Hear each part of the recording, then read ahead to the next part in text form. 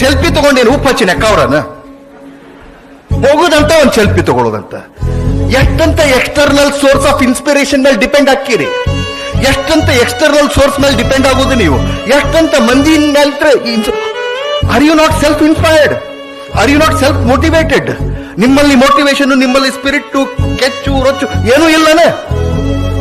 ಅದು ಇಲ್ಲ ಅಂದ್ರೆ ಯು ಆರ್ ನಾಟ್ ಎಲಿಜಿಬಲ್.